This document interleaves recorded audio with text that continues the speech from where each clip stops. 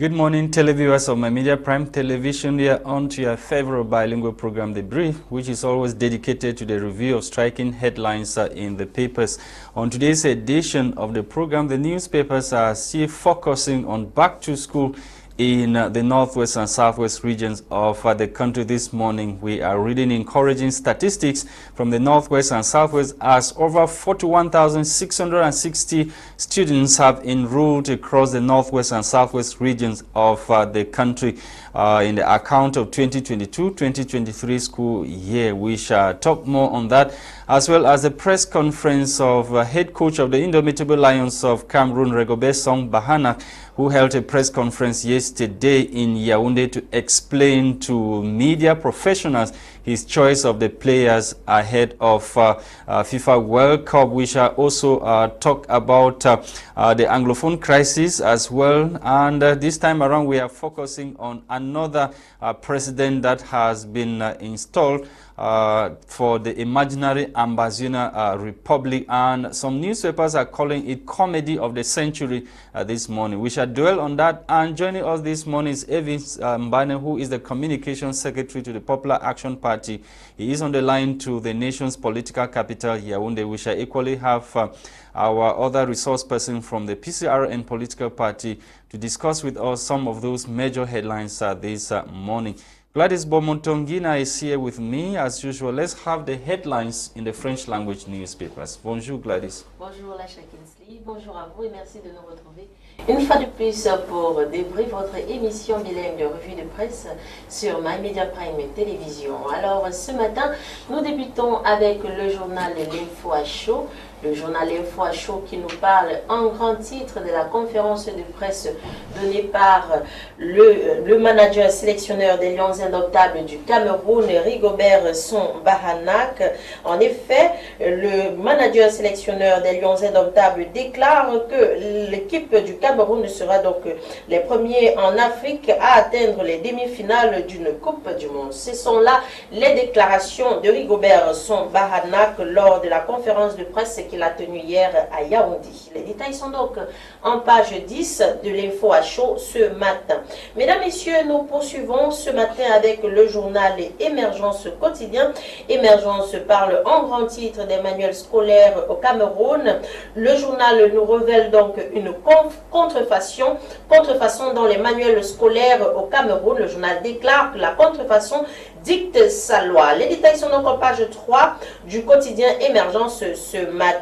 À sa page 4, le journal nous parle des factures d'électricité. Fin de la gratuité des paiements mobiles instaurés du fait de Covid-19. En page 11, le journal nous révèle la liste des Lions indomptables convoqués pour la Coupe du Monde Qatar 2022. Mesdames, Messieurs, nous poursuivons avec Mutation Quotidien. Mutation Quotidien parle en grand titre de la station d'Akomniada. Le journal nous révèle que le MINE instruit donc l'augmentation de la production afin d'atténuer la pénurie d'eau potable dans la capitale. Les détails sont donc en page 9 de Mutation Quotidien ce matin. Nous clôturons avec la mairie du Cameroun.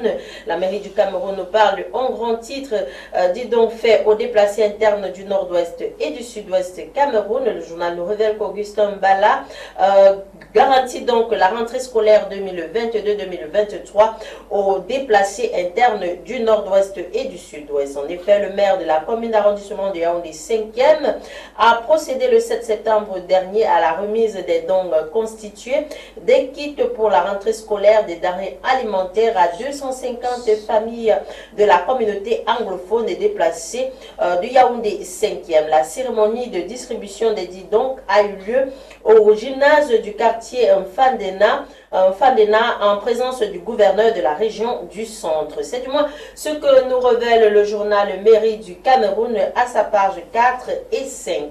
Mesdames, Messieurs, voilà pour vos titres ce matin en langue française. Place à la découverte des titres en langue anglaise avec toi, Lasha. Thank you, Gwladys Bomotonguina. Let's kickstart this morning with the Guardian Post newspaper. The Guardian Post this morning is focusing on what I told you in my introduction. Chris Anu's swearing in as president of imaginary Ambazonia Republic has been described this morning by the Guardian Post newspaper as comedy of the century. The paper tells us further on page 3 that the separatist movement crusading and dreaming to create what observers have said is an imaginary country called Ambazonia in the northwest and southwest region is yet to end its comic happenstances. The paper tells us that at a time its influence is disappearing and winning owing to division and the destruction the project has caused on the population of the northwest and southwest regions of the country. Another shocking shift happened Sunday, September 11, 2022, which was the swearing in of Chris Anu as the president of Ambazonia Republic. You can read more on page 3, like I earlier mentioned, of this edition of the Guardian Post newspaper. And let's talk effective back to school in the northwest region of the country. To boost effective schooling in that part of the country, Minister Mba Acha offers didactic materials as well as financial support to meritorious learners in that part of the country. More details on page 10 of this edition of the Guardian Post newspaper. On to the Herald Tribune. The Herald Tribune newspaper is interested in what is happening in the northwest region of the country, talking about the fandom of the Mancon people celebrating live on for Anglophone the third Fund of Mancon signs Royal Act and as well as designates committee members. More details on page 3 of this edition of the Herald Tribune newspaper. 1 week after school resumption in Cameroon, we are told that statistics reveal 41,660 students have enrolled across the northwest and southwest regions of the country.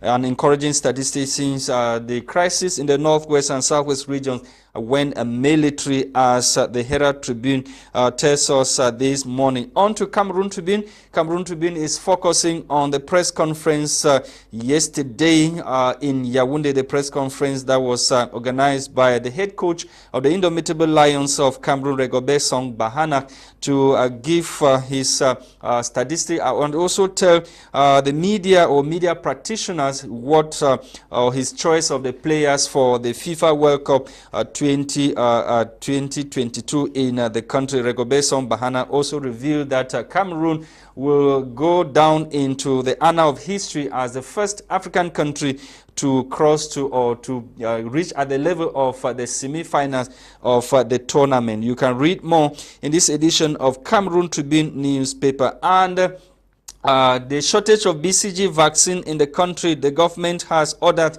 for 300,000 doses of the said vaccine. The vaccine given to children at birth to prevent tuberculosis has been not nowhere to be found across hospitals in the country for over 3 weeks and counting now. This has prompted government to take urgent measures by ordering a consignment of the vaccine, 300,000 doses, as the paper is telling us this morning. More details on pages 16 and 17 of this edition of the Guardian or the Cameroon Tribune newspaper this morning. 300,000 doses of BCG vaccine, vaccine that witnessed shortage across some hospitals in the country, especially public hospitals, as we are told. And also in Cameroon Tribune this morning, World Heritage List, Cameroon's Mandara Mountains evaluated. We are told UNESCO experts are in Cameroon to evaluate the cultural landscape of the Mandara Mountains following the country's application for them to be included in the World Heritage List. The Prime Minister, Head of Government, Chief Dr. Joseph Diongute, on September 12, 2022, had discussions with officials or delegation of UNESCO in the country. He also received in audience officials of the American company Universal Broadband and Technology Services, as we are told by the Cameroon Tribune newspaper on page 3. Thank you for watching, televiewers of My Media Prime. We are back to continue with our discussions this morning. Like I told you in my introduction, Baneh is joining us on the line to Yaoundé this morning for us to talk on some of those major headlines. Good morning and welcome. Good morning, Mr. Lasha, and of course, good morning to your co-presenter Gwladys in the studio and all viewers of My Media. Thank you, Elvis. And we are reading encouraging statistics from what the papers are telling us. The statistics are encouraging. 41,660 students have enrolled across schools in the northwest and southwest regions of the country.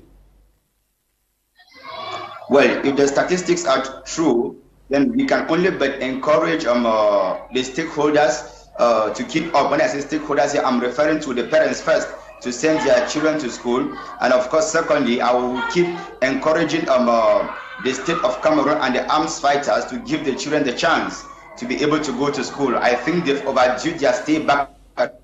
They have been prevented for so long to get down to the right for them. And I think we have come to a time when we must at least give them that chance to get what is rightfully theirs.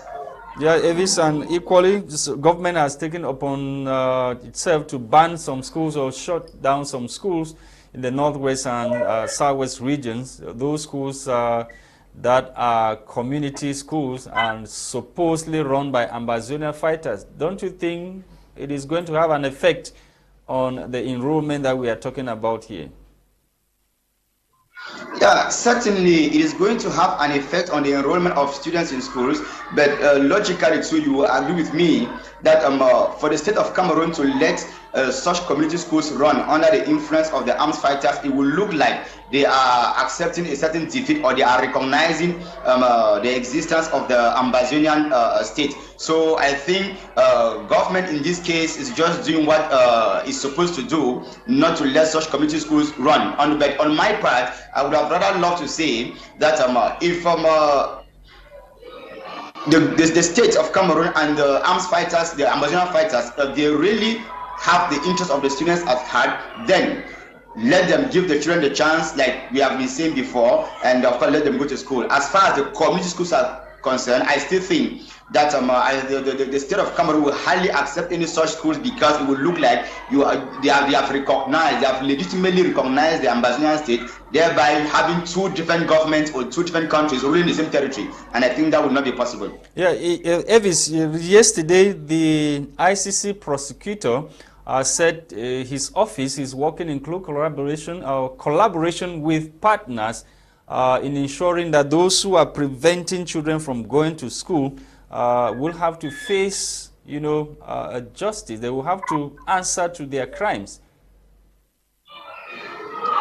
Can you come again, please? I'm talking about the prosecutor, ICC prosecutor, who issued a statement, I don't know if yesterday or recently, talking about schooling in the northwest and southwest regions, calling on the attention of those who are preventing children from going to school, that his office will work in close collaboration with partners to ensure that those who are committing such crimes will be brought to book. Well, Mr. Lasha, to me, I would rather say we have not yet gotten to, or we are not at a stage where people should be, we should avoid going in for threats as to those who prevent will be called to answer to their crimes and all whatnot. I think so far, if the children have started going to school, we should rather use a language of, how do I put it? Should I say dialogue? We should constantly for a means where both parties can rather talk and come to a consensus and let the children go to school, and not anybody or any organization trying to threaten that people will. No, but we are talking about ICC. We are talking about ICC here, Elvis. We are talking about ICC, and war crimes are being committed, and violations of international humanitarian laws and so many other instruments or whatever stuff you can think about and it's a very important, personality who spoke regarding the obstruction of schools in the Northwest and Southwest region. Don't you think the ICC is kind of playing some kind of hypocrisy? Why is the ICC even slow in investigating those crimes? Well, Mr. Lasha, I must confess to you that I'm really getting it difficult to get your question, but I will still say, like I started already, that we should continue for now seeking solutions to the problem and not threatening people that they will face consequences. Why am I saying this? It's not that we are backing off those who prevent children from going to school, but the problem here is that some of these guys who prevent the children from schooling, as of now, you may hardly even lay hands on them. You may hardly even pinpoint exactly who is who. They hit and they run. They hit and they disappear. And of course, we know that at one point in time, both belligerents have been preventing the children. That's why I say, to me, any individual or organization should rather be thinking for now of a possibility of bringing the belligerents together, letting them see reason as to how they can let the children go to school first. Only after such talks, such peaceful talks and agreements must have been done, that we cannot go as far as threatening those who may want to prevent. But we should not just start running so fast as to wanting to threaten people that they may face consequences, because, like you talk about hypocrisy, for over 6 years and running now, we have not seen any of these organizations actually come out to want to propose lasting solutions to the crisis. And so I think they should leave out the issue of threats for now and think of a possible mediation and dialogue to see that total peace returns to the two regions. Puisqu'on parle d'éducation, le journal quotidien Émergence nous révèle ce matin qu'il y a de la contrefaçon dans les manuels scolaires au Cameroun. Est-ce que vous pouvez encore poser votre question, s'il vous plaît? Le volume est tellement bas, je ne vous suis pas bien. Je disais tantôt que le journal Émergence quotidien nous révèle ce matin qu'il y a de la contrefaçon dans la production des manuels scolaires au Cameroun cette année. Eh bien, la contrefaçon au Cameroun, ce n'est pas quelque chose de nouveau, ça a toujours existé. Peut-être que cette année-ci, peut-être ça a encore pris une autre ampleur, mais je pense que ça a toujours existé. Donc, je ne peux qu'interpeller les dirigeants des personnes concernées de mener leur travail à bout, de pouvoir détecter la source de ces gens-là qui produisent cette contrefaçon et voir comment contrecarrer cela. Donc, en réalité, je ne pense pas que c'est quelque chose de nouveau dans notre pays. Ça a toujours existé. Et je pense qu'à un moment donné, ça indique juste le laxisme de l'État pour ce qui est de cette contrefaçon. Parce que vous savez, nous sommes dans un pays où à un moment donné, nous savons exactement d'où vient cette contrefaçon, mais nous faisons semblant de combattre sans jamais aller au fond, là où ça provient. Mais Baneh Elvis, nous avons dans plusieurs établissements au Cameroun des manuels scolaires qui ne sont pas au programme, mais qui sont utilisés dans ces établissements scolaires. Comment est-ce que c'est possible? Eh bien, vous savez aussi, l'école aujourd'hui au Cameroun, à un moment donné, c'est du pure business. Hein. Les gens préfèrent parfois contrecarrer même les manuels qui sont dans les listes officielles pour se faire de l'argent. Vous voyez un peu, et je continue à dire, c'est parce qu'il y a un certain laxisme venant des dirigeants. Parce que mais qui est censé, Baneh Elvis, qui est censé régulariser ce secteur? Mais nous avons un ministère, il y a des ministères qui sont censés, en bref, tout établissement fonctionne sur tutelle un ministère. Vous voyez un peu? Donc, les ministères et les commissions qui mettent sur pied ces différentes œuvres officielles doivent aussi pouvoir suivre jusqu'au bout pour être sûr que tout ce qui est utilisé est ce qui est sur les listes officielles dans ces différents établissements. Mais à un moment donné aussi, il faut comprendre que quand on s'en tient seulement à ces livres qui sont sur le programme, à un moment donné aussi, ça ne... Comment dire? Par exemple, côté anglophone, il y a ce qu'on appelle les workbooks. Parfois, sur ces listes-là, on ne voit pas les workbooks. Donc, certains établissements prennent sur eux aussi de proposer. Vous voyez un peu, c'est pas forcément comme s'ils sont à l'encontre de ce qui est sur la liste officielle, mais ils proposent le support de certains fascicules qui accompagnent ces livres-là. Mais dire carrément que les établissements utilisent d'autres livres, je pense que les différents ministères doivent suivre ces établissements-là et voir ceux-là qui sont à l'encontre ou bien qui ne suivent pas exactement ce qu'il faut faire et pouvoir aussi les sanctionner. Elvis, how do you investigate yourself? Because the government has been accused, some of those officials have been accused of working in close collaboration with heads or proprietors of private schools, reasons why they don't go after them? It's not a matter of the government investigating itself. We are talking here about schools that maybe use textbooks that are not on the official book program. And I'm saying that if government officials are serious and the different ministries are serious, they have inspectors, they have all that's what I'm saying. That's what I'm saying, that some of these inspectors, they are working in close collaboration with proprietors of these private schools. Then in that case, I think the state of Cameroon and the different ministries can still set or put in place independent commissions that can surprisingly from time to time go into schools to investigate the book list and see exactly what the different schools are using. I want to think that a government or a government or a state has every means it takes, you see, to combat corruption or fraud when it comes to that. We cannot say because some inspectors have been bribed or are corrupt, it is above the state. No, nobody is above the law. Nobody is above being above control. The state has all what it takes. Like I say, it's just a matter of laxity, because at some point in time, even the inspectors who go out and they do the wrong work, they also have people who send them to the field to whom they render an account. And sometimes it's not like officials don't know that's what is happening. They do know, but perhaps, I say perhaps, they keep quiet because at the end of the day, they too benefit from it. But I want to think that if the state and the different ministries are responsible and they really want to do the right thing, they can be able to put in all the different checks to see to it that no school uses textbooks that are not on the official program. Yeah, Elvis, the Guardian Post this morning is describing what happened recently. We are talking about the installation of Chris Anu as the president of imaginary Ambazonia Republic as comedy of the century.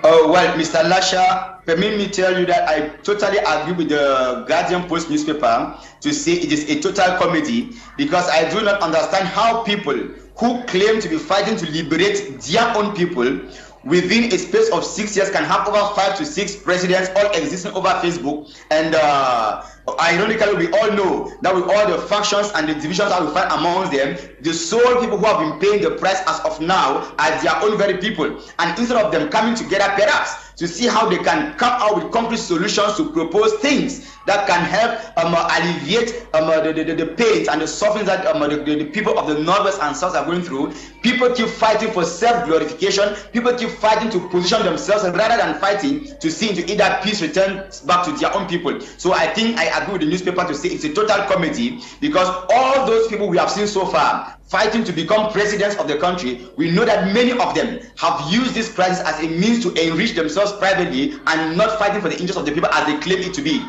Okay, Elvis, and recently another very, frontline activist, Eric Tato, has said children should go back to school. CDC workers too should go back to their plantations, and he equally proposes solutions or way out of the Anglophone crisis.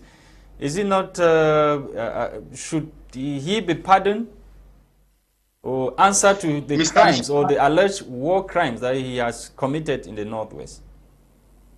Whether he will be pardoned or not, I want to laud but the fact that he, at least for once, has seen reason with the fact that children have to go back to schools and that workers should be permitted to do their work. I think that is the very first important thing to take note of. As to whether he's going to be pardoned or not, it is, in my opinion, if someone has committed some crimes and maybe he realizes that what he did in the past was wrong and is reconsiders his position, well, he can be pardoned. So, but to me, I said the most important thing is the fact that he said or he thinks, like we have been saying. What about the victim? What about the victim? The victims, Elvis. There are people who have they don't have hands today as a result of Eric Tato's instructions. That is why I say that whether he will be pardoned or not, it is not for me to determine. You see, the victims may as well choose to forgive him for what he did to them. It is all left to them. But I say personally, my concern is the area on children going back to school, and that people should be permitted to go about their jobs. Because most of them back there in the diaspora, they have misled many people and they have led many people into troubles back there in the country, but they live their lives out there peacefully. And of course, Eric Tato Pascal that we talk about, we see him, he goes about investing, and today he's described as a multi-millionaire or billionaire in the US. I think it is time for them to understand that they must also let other persons go about their activities peacefully. Baneh Elvis, parlant de sa fortune, Baneh Elvis, parlant de la fortune d'Eric Tato, beaucoup de personnes pensent qu'il a été payé pour arriver à cette décision. Là, je ne peux vraiment pas dire grand chose parce que je n'ai pas d'informations sur cela. S'il a été payé, ok. Cela, comme je disais tantôt, vous savez, beaucoup de personnes ont profité de cette crise anglophone pour se faire de l'argent. Donc, s'il en a profité aussi pour se faire de l'argent, ou bien s'il a été payé, là, je ne peux pas dire grand chose parce que je n'ai pas cette information-là. Okay. Mais je pense que ça peut être possible parce qu'ils sont nombreux qui en ont profité. Mais est-ce que vous pensez, Baneh Elvis, que ces garçons qui sont dans la brousse aujourd'hui, ils sont passés par un lavage de cerveau, puisque vous avez dit qu'on voit ces messieurs de la diaspora bien vivre, on voit leurs enfants graduer à l'étranger pendant que les enfants des autres sont dans la brousse au Cameroun? Est-ce que vous pouvez encore poser la question, s'il vous plaît? Je demandais, Baneh Elvis, si vous pensez que ces garçons qui sont dans la brousse au jour d'aujourd'hui, et leur cerveau a été lavé, ou bien ils ne sont pas au courant que ces différentes personnes qui sont dans la diaspora, leurs enfants fréquentent à l'étranger. Il y en a certains qui sont dans les brousses avec des armes parce qu'ils ont cru, et d'autres continuent à croire. Vous voyez un peu, dans la cause pour laquelle ils luttent. Mais sauf qu'il y en a aussi certains qui ont subi un lavage de cerveau, qui ont pris les armes sans même savoir exactement pour quelle raison ils prenaient ces armes-là. Mais sauf que, comme je disais tantôt, le PAP continue à insister sur le fait que nous devons nous asseoir en tant que peuple et dialoguer et trouver des moyens pour pouvoir, pour faire en sorte que la paix puisse rentrer dans ces deux régions-là et que tout le monde puisse vaquer à ses préoccupations sans être perturbé par qui que ce soit. Mais je pense que d'autres ont subi un lavage de cerveau, ils luttent une cause qu'ils ne maîtrisent même pas, mais d'autres sont en train de lutter parce qu'ils croient exactement en ce pour lequel ils ont pris les armes. Donc ce n'est pas dans tous les cas quand vous parlez du lavage de cerveau. Okay. Vous savez, à un moment donné, avec l'État du Cameroun, ils ont même poussé certains à prendre les armes. Par rapport aussi à leur arrogance dans la manière de vouloir gérer les problèmes dont les anglophones ont toujours posé dans ce pays. Okay, Elvis, let's talk BCG vaccine. Vaccine which is not available in hospitals now for some time, 3 weeks and counting. Government just announced that it has ordered over 300,000 doses of the BCG vaccine to prevent tuberculosis in newborn babies as well as nursing mothers.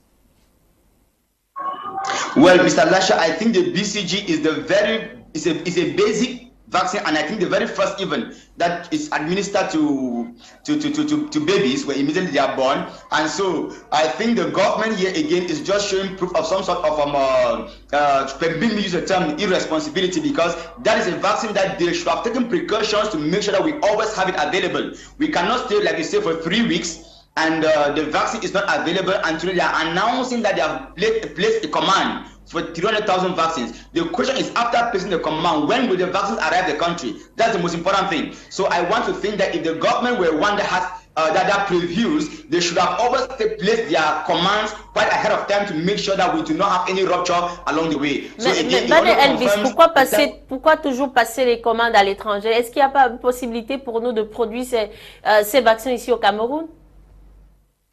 Mais puisque nous sommes dans un système où on n'a jamais rien produit chez nous, madame.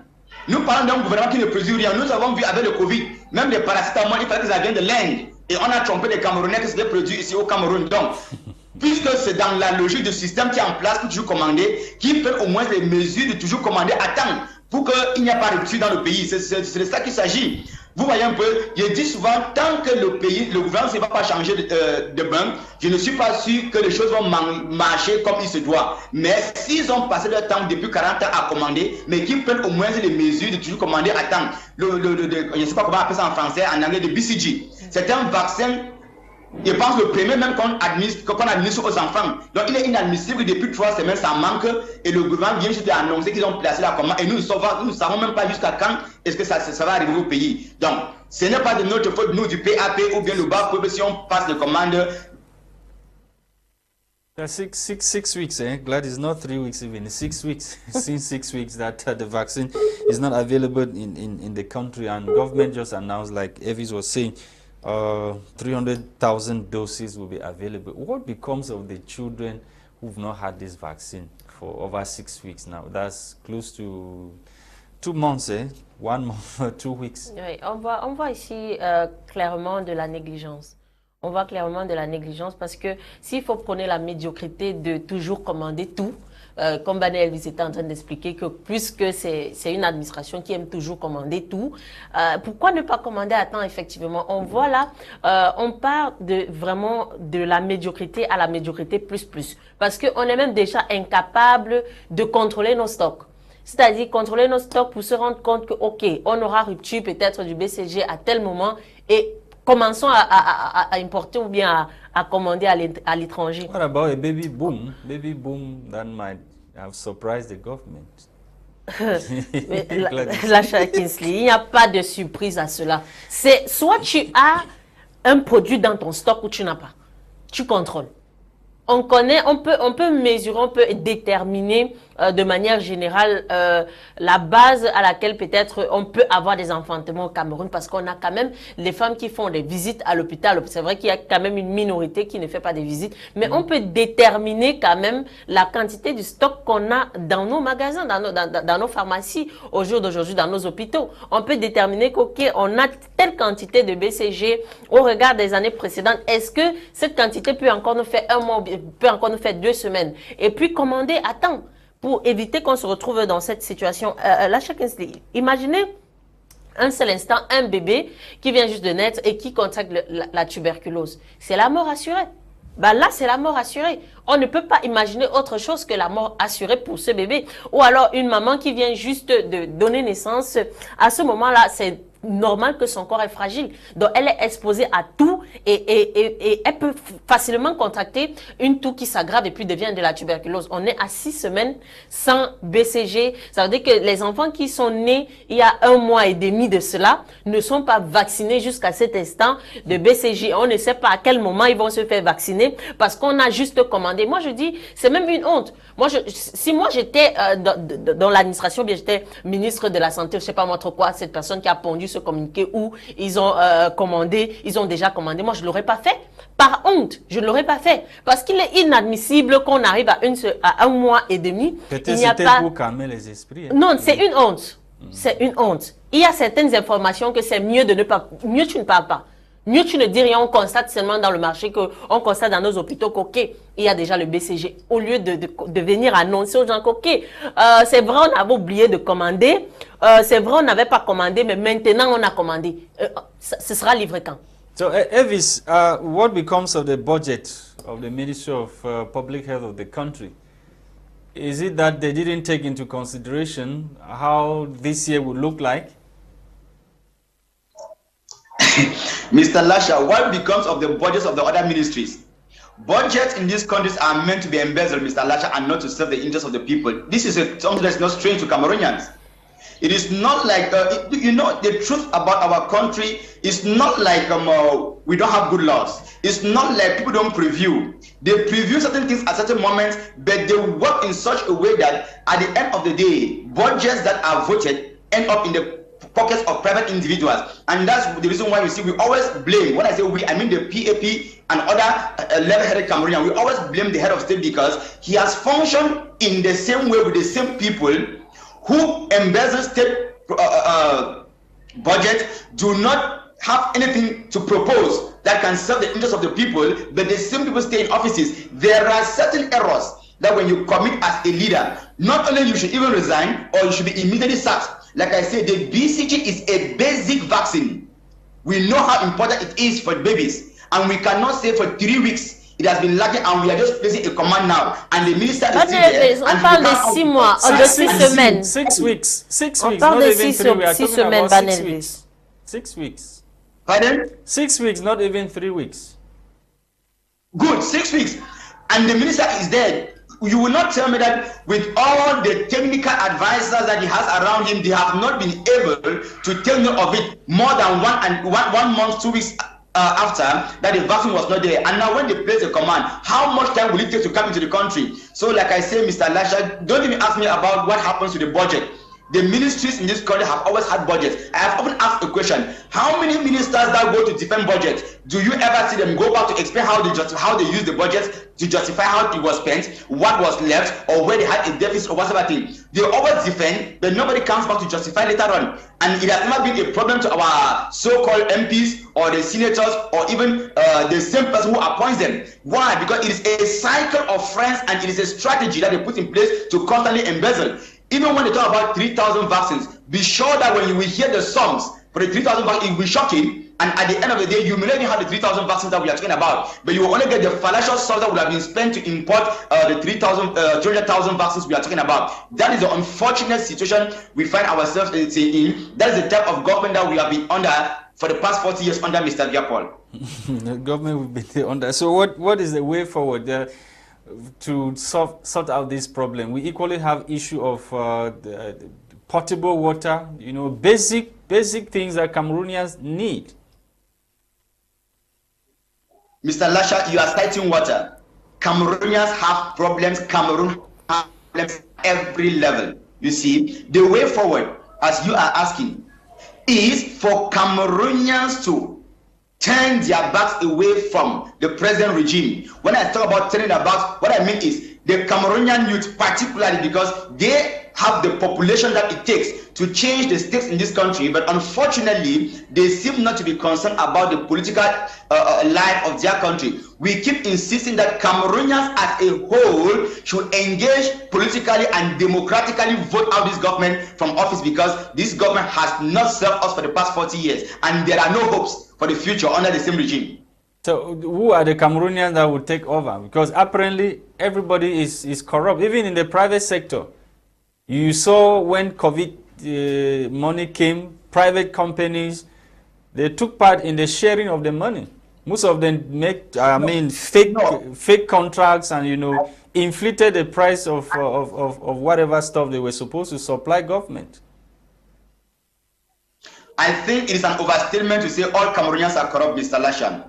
There is never a 100% situation in life. We have genuine Cameroonians, we have honest Cameroonians, we have patriotic Cameroonians out there who are willing and can do much for the country. When you are citing companies, some of those companies you and I know, Cameroonians know, were created overnight by the same pundits of the regime, so they will attribute to them contracts. Companies from them owned by the same ministers who were giving out the contract. So you cannot use those companies to want to tag Cameroonians as all being corrupt. No, that is not true. We have people out there who are ready to work for this nation. Unfortunately, the problem here is that when you are not a member of their circles, naturally they don't give you the room to be able to serve your nation. That is where the problem lies. We have often said we may be of the opposition, but if the government were a serious one, if the regime were a serious one, they will still collaborate with opposition to be able to let the nation advance. But unfortunately, they do not see things from that perspective. Cameroonians are honest. Some of them are corrupt, yes, but not all. And I still say that the real problem with the country, why we are not advancing, is the present system that has been incarnated for 40 years by the strong man, Mr. Viapol. If he is not there and a serious Cameroonian takes over, that system will have to be dismantled, and the right persons placed in the right offices and the right persons elected by the population to adequately represent them, and you will see that the right decisions will be taken, and of course Cameroon will gradually begin to move towards the right direction. Baneh Elvis, comment démanteler donc ces entreprises créées par ces ministres soi-disant, comme vous avez expliqué dans la nuit, qui viennent prendre des contrats et gonflent les factures, et à la fin, nous n'avons pas de résultats?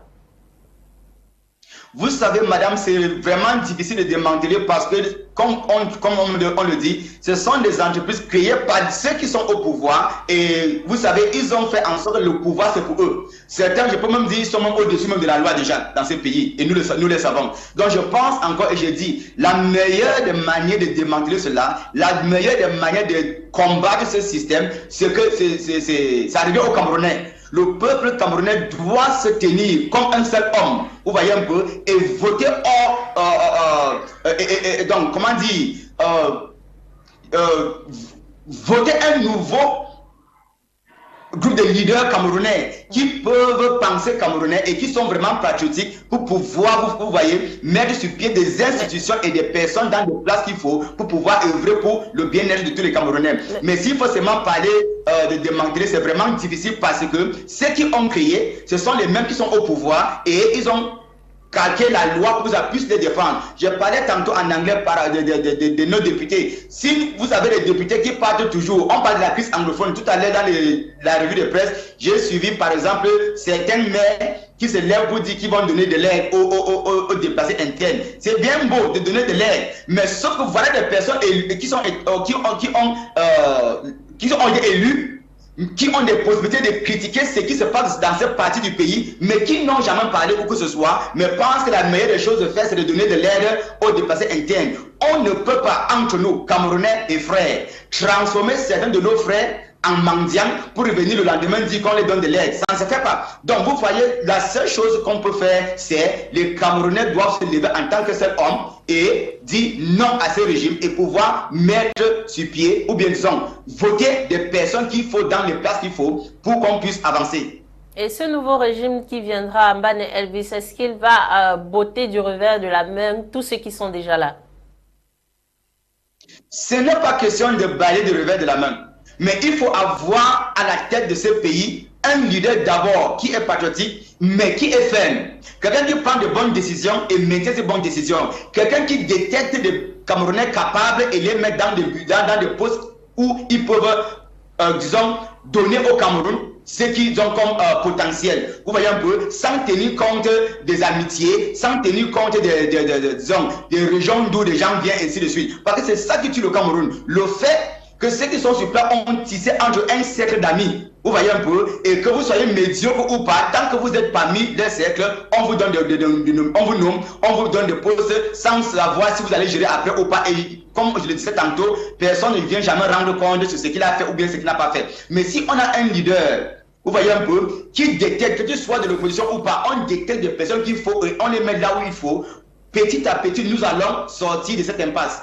Ce n'est pas question de balayer du revers de la main d'un seul coup. No. Elvis, you agree with me. You agree with me that there is already a system in place, and it will be very difficult. It will be a tough job for that kind of person that you are imagining to be able to break through the system. We are totally conscious of the fact that the system has been there for 40 years, and it will not be an easy one to combat. But it is going to, like I say, it's going to be a progressive something. We are not saying that we shall come into government and automatically change everything overnight. But like I said, we begin with the heads, Mr. Lasha. If you have a leader who has a dream for the country and he goes for Cameroonians who have potentials, appoints the right person into the right offices, what happens here is that you give strict instructions to those who occupy the offices, you see, and you follow them up to ensure that they do what they're supposed to do. They, in return too, they begin to give instructions to those who are below them, and they also follow up to ensure that each person does what he's supposed to do. Let there be a marble for every person. If you fail in your portfolio, you either are voted out of office, you are either sent out of office, or at one point in time, you may even be called to book with respect to, depending on the gravity of what you might have committed as a crime. Because one thing here is that we have a regime in place that has people who have been there for long, but the regime does not sanction people. That's the unfortunate thing. People know that there is a certain degree of laissez-faire. Nobody ever comes to check what you are doing, and so people handle public issues as though it were a private affair. People manage public budgets as though it was a private something. But we want a situation where we have leaders who can give people a model to follow, and they personally follow up to see that you respect what you have been asked to do or what you accepted to carry out as a responsibility. If you do not, another person takes over, and if possible, you are called to book. Thank you, Elvis. Thank you for coming this morning. Thank you to televiewers of My Media Prime for watching this other edition of the program, which was produced for us by Christain Tebong. We were Gwladys Bomotonguina, myself, Lasha. Tomorrow is another day. Have a great day.